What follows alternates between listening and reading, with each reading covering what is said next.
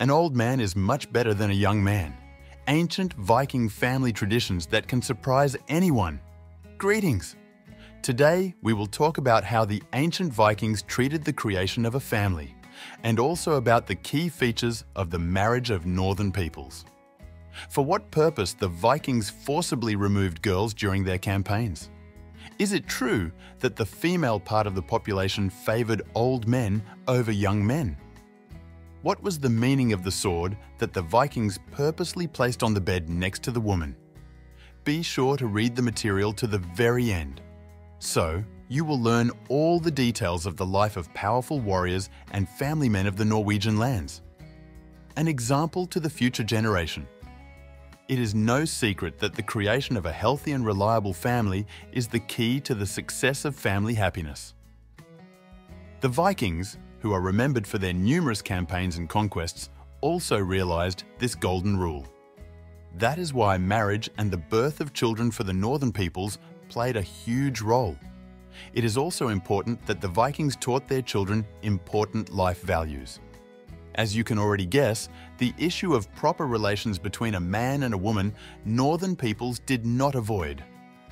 Already from the age of 5, 6 years a child learned from his parents how babies are born. But this was not the only thing they taught boys and girls. In the first place, the Vikings put the family life and hearth as well as loyalty, devotion of all family members. And now let's finally understand how the relations between married couples in ancient Scandinavia actually developed. Deficit of female population. First, it is necessary to understand how the Vikings treated the shortage of women among the general population. After all, before the beginning of the 10th century, it became clear that there were far more men. To do this, the Vikings developed a strategy familiar to their understanding. So, brave warriors went on campaigns and returned with a valuable trophy: captured young girls. The latter were taken time after time from the islands, in particular from the British Islands. There, as you probably know from history lessons, were women of Celtic tribes. They were very important to the Vikings and therefore in high demand. Originally, the captive women served the Scandinavian peoples as entertainment.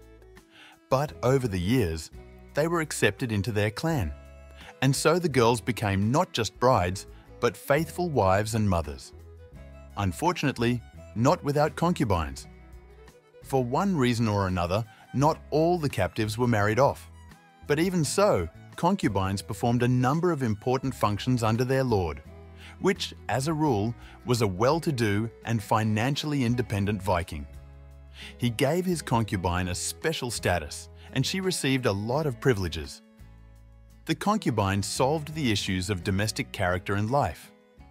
The essence of the relationship between a man and a woman in the Scandinavian family.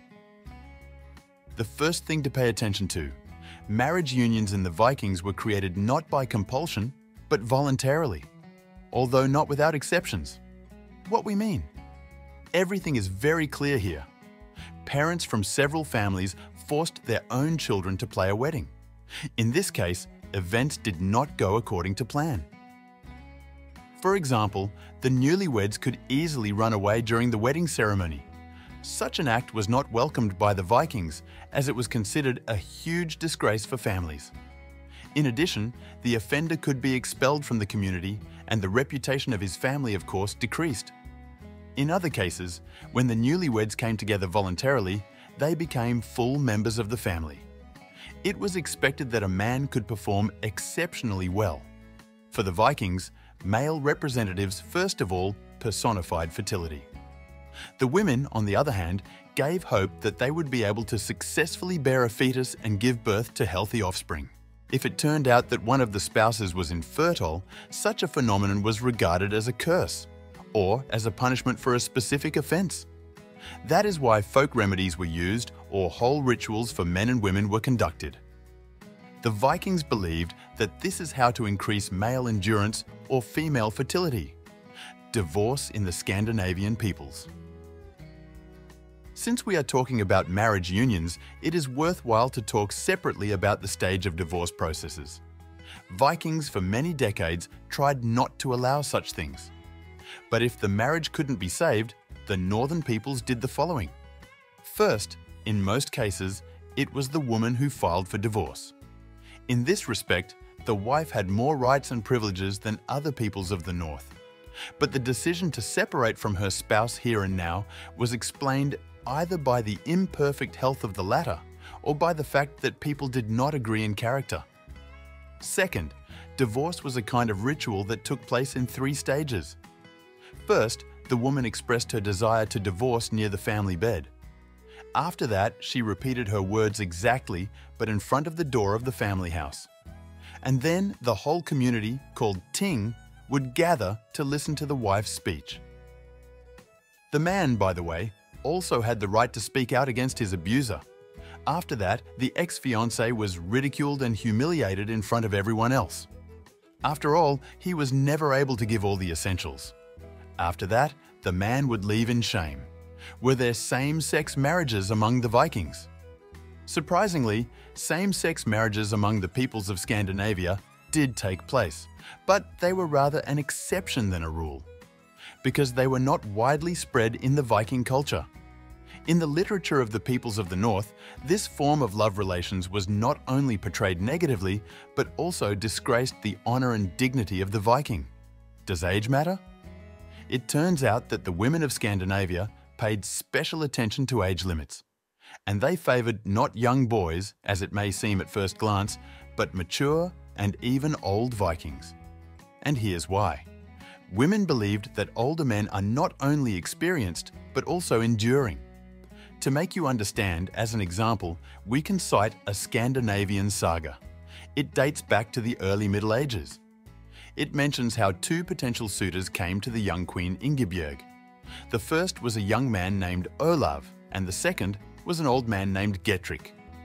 The queen chose the latter and motivated her decision by the following. An old man is like a fruit tree which already gives juicy fruit. But the young man is like a young tree that is just beginning to sprout its first leaves. Is there a third extra? You already know that most of the Viking men spent most of their lives in conquest. But in this case, how to deal with a wife who stayed at home all alone? In this case, the man relied on only one person, his best friend. The friend was performing an important duty. He protected his friend's wife and, strange as it may seem, shared the same bed with her. Because even in the dark, the woman needed her own protection. But there is one thing. Bodily intimacy between people was not allowed at that time. In this case, a sword was used as a boundary. This object was placed exactly in the middle of the bed. If there was a betrayal and then found out about it, the sword was used for its intended purpose. The crime was washed away with blood. Conclusion. Thus, the Vikings were serious about marriage, family, and birth of children. They always prioritized family values and traditions and thus observed them for many decades. So, the inhabitants of Scandinavia sought only to strengthen their position in society, not to destroy their families.